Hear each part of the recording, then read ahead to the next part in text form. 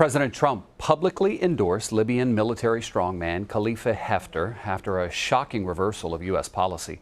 The president made the announcement last week, going against the UN-backed government in Libya. In a statement from the White House, the president called Hifter to talk about counterterrorism and achieving peace in the region.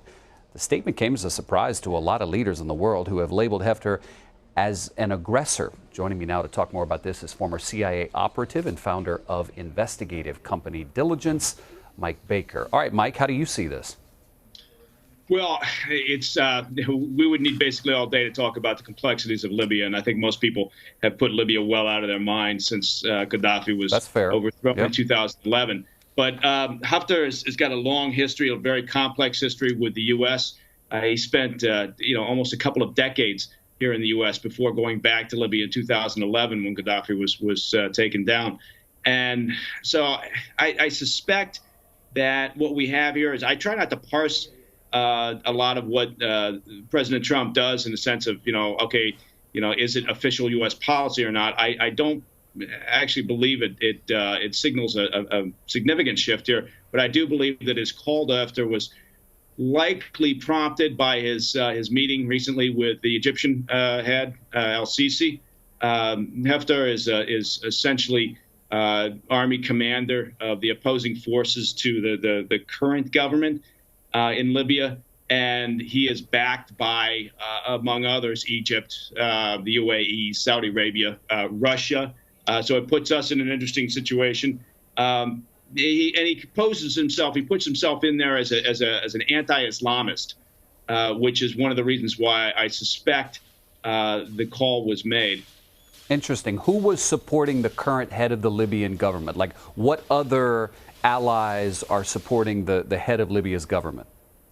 Well, Libya's current government, which sometimes is referred to as the unity government, it's a little bit misleading, given there's almost nothing that's unified in Libya. Look, the country's got some 130 plus, 137 tribes in there. Right. It's a very disjointed situation.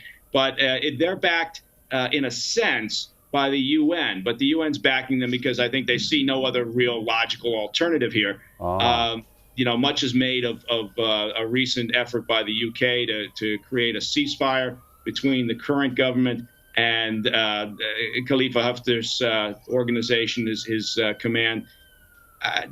And that is disconcerting in the sense that, there is this question: does President Trump's call to Hifter and his conversation with him, does it make it more difficult to push forward a ceasefire?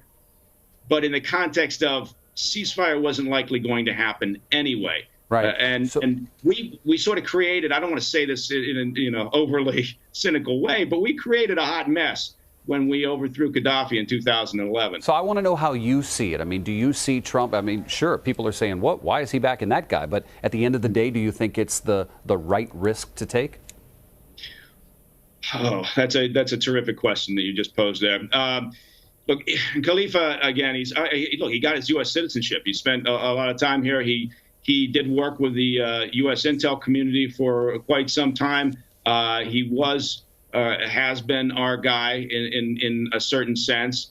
You could also argue Gaddafi was our guy. He was working with us on counterterrorism for some time before he was overthrown. We had no national security interests in Libya. No, I hear you, and I don't mean to cut you off. I don't mean to cut you off, but yes or no, good risk or not?